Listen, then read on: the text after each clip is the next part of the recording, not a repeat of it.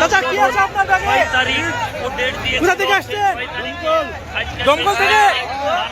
দমকল থেকে আসছেন? এই ইট কি দমকল থেকে নিয়ে আসছেন এইভাবে? বাড়ির ইট? হ্যাঁ, বাড়ির ইট নিয়ে আসছে ব্যাগে করে দেখুন।